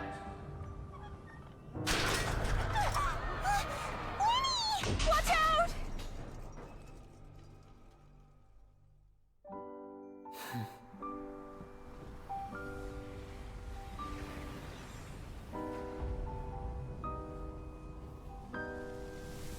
Mysterious. Surprising. And logic-defying. Isn't that right? This honor belongs to you, Cesar.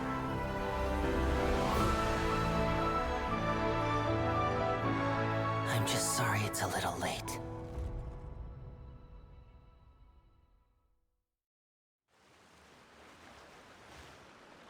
Did you see that? 1 minute he was falling, and the next, he turned into flowers. How could he possibly have done that? How mysterious. I didn't blink once. He just vanished, right in front of my eyes. What a heart-stopping magic show! This was really worth the trip. Caesar's name has finally been cleared, and Fontaine's new star magician Lyney has fulfilled a wish on his behalf. Oh, I couldn't ask for a better grand finale. It will make a great headline for the Steambird tomorrow, even if I do say so myself. Whew. Looks like everyone really loved Lyney's grand finale. Paimon doesn't see Lyney anywhere. Where'd he go? Oh, Lynette said he'd be waiting for us at the usual haunt. But, where is that? Oh, you mean the one where Caesar's buried? Yeah, that's probably it. This whole magic show kinda seemed like Lyney's way of saying goodbye to Cesar. So it makes sense that that's where he'd be afterward. Alright, let's go look for him there.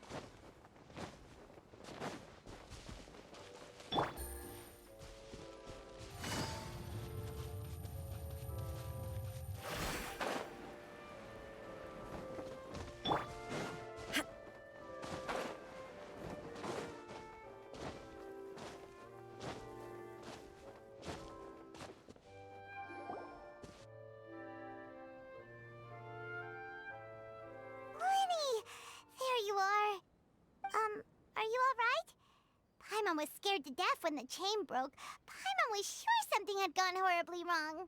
Magic is a performance art. A magician has to get creative to keep the audience on tenterhooks. That's our job.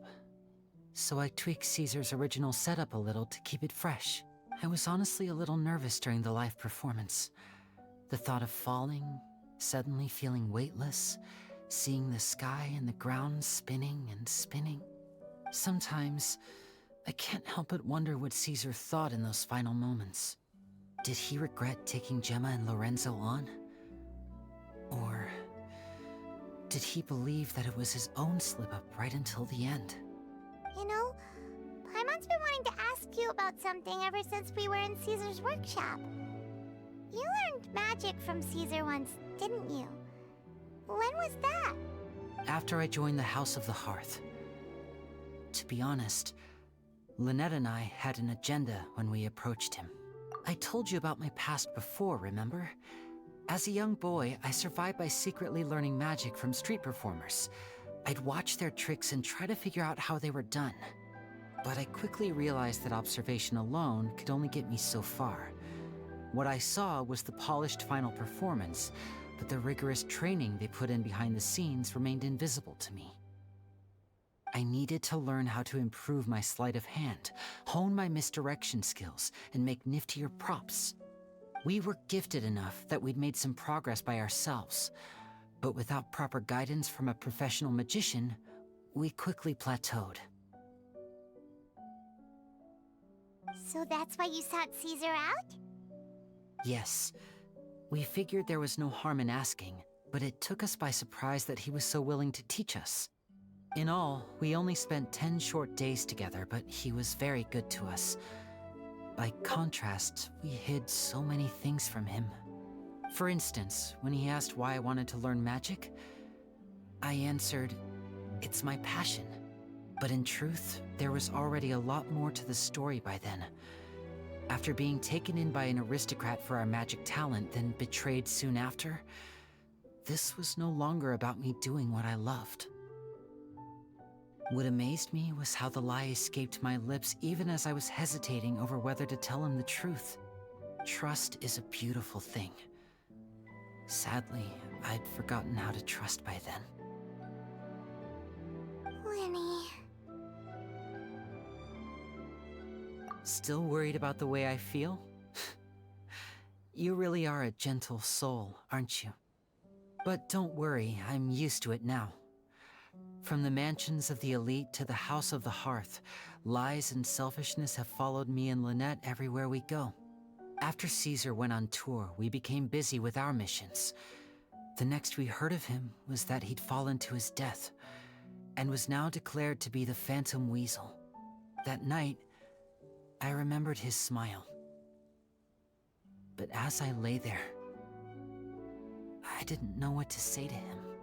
To keep secrets is to put up walls. The longer you keep them up, the less you let people in. Then, one day, you look around and realize your life is like an empty auditorium after a show, full of seats once occupied by all the people who left. But I guess that's the price we have to pay. You only realize how much someone really meant to you when you lose them completely. That's why I was so confident this would hurt Gemma. Because I felt it for myself. Yeah, cheer up, Lyney. We've had to say our fair share of goodbyes during our journey, too. But whatever happens, Paimon always believes in what tomorrow brings. Delicious food, fun toys, and the Traveler by my side. Paimon just needs to focus on things like this, and all the unhappy stuff goes right out the window. You know, Traveler, doesn't that kind of make you Paimon's truth? Exactly. It's the same for me and Lynette. We are the truest thing each other has in the world, and nothing can replace that. Life has taken plenty from us, like it did from Gemma. But at least it left us with each other. That's what gave us the strength to get through the darkest days. That's why the darkness never consumed me, and why it never will. Maybe we live in the shadows too, but we remember every precious ray of light that shines through. All right, time to lighten this conversation up a little.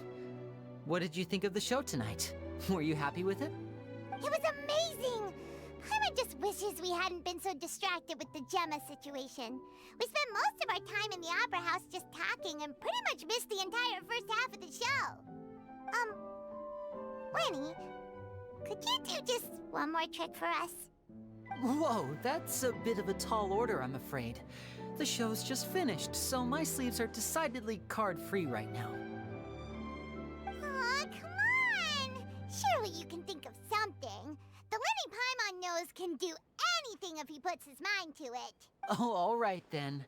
I'll give it a go, but only because it's you. Watch closely. I have a flower in my hand. You liar! There's nothing in your hand! We ain't going along with this! Huh? My goodness, you're right. But I could have sworn I brought one here with me. Okay, try this. Count down with me. 3, 2, 1. 3, 2, 1. Now, have another look around. Maybe the flowers appeared somewhere else. Really? Let's see. Wow, there it is! Oh, this is a different flower from the last time, right? This one's called, oh yeah, a rainbow rose. But more importantly, Paimon has to know how the trick is done. Please, Lyney, pretty please! Well, if you want to learn magic, you'll have to start by addressing me as teacher. Fine. Please, teacher, please! Since you asked so nicely, I'll share one little tip with you. Namely, the student of magic cannot solely rely on others being prepared to reveal their secrets. You have to observe, think, and find the answers for yourself. Is that it? Look at the time. We shouldn't linger here too long. Thanks again for coming to see my show. I bid you both good night. I look forward to seeing you again. All right, fine. See ya. Shall we head back now, too? Oh, Paimon can't wait to read The Steambird tomorrow. Paimon bets Lyney and Cesar will be placid all over it. Let's head to the Steambird's offices tomorrow morning and see what we can find out.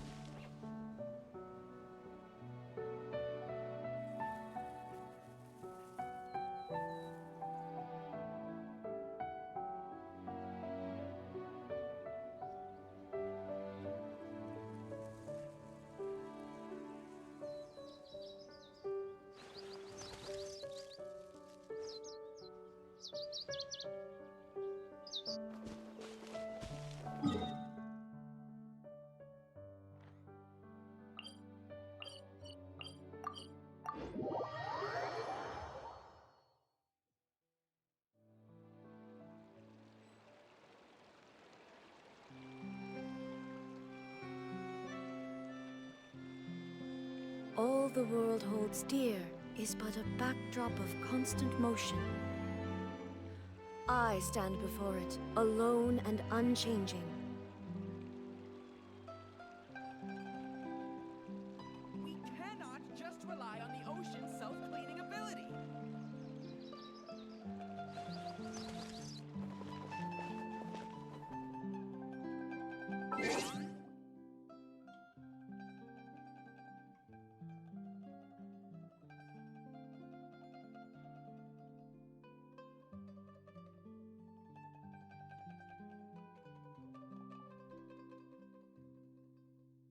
The world remains constant over the centuries.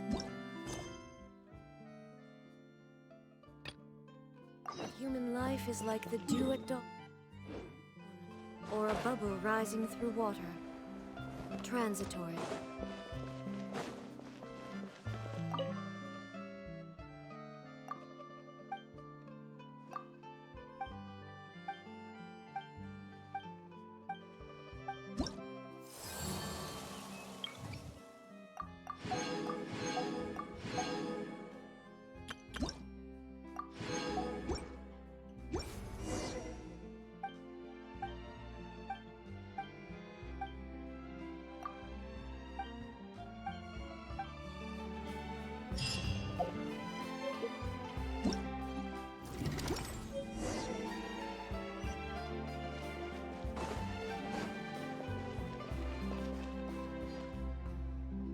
I'm very sorry, Charlotte, but my sister and I are quite busy today.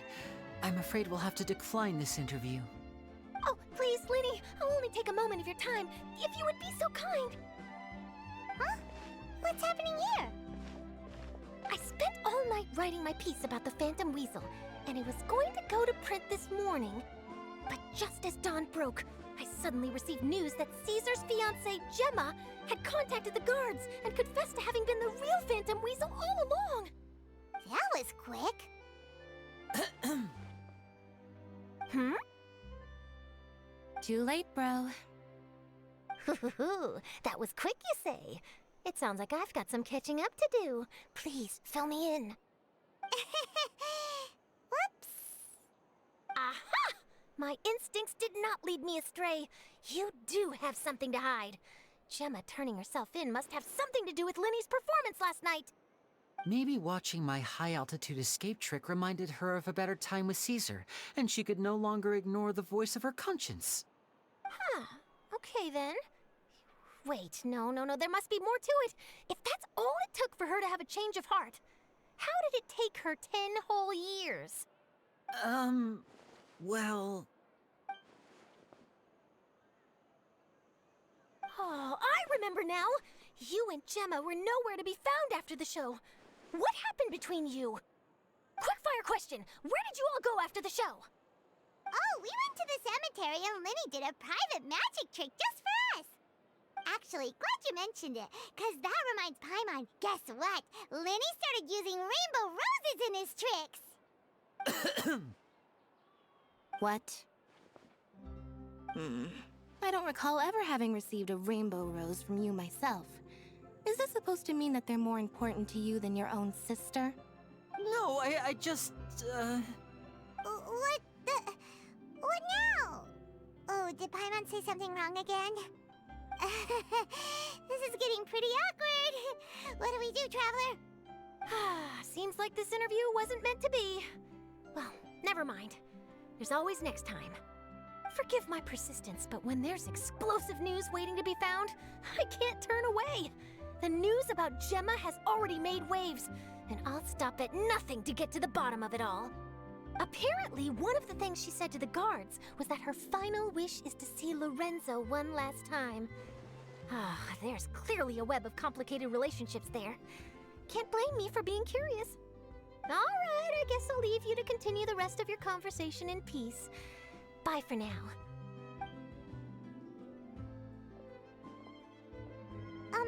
Lynette? Paimon didn't mean to... Don't worry, I wasn't angry. I was just trying to distract her. Oh, really? Oh, thank goodness. You scared Paimon there. Phew. You and me both, Paimon. You and me both. At least it did the job, right? Please, take good care of that rainbow rose. I'd be really upset if you lost it.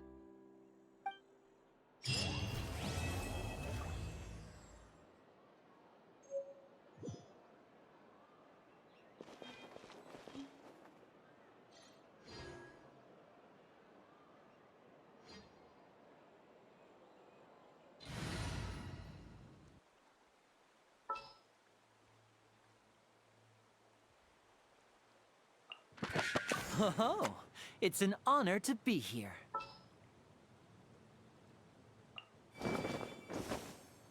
Is it time for a magic show?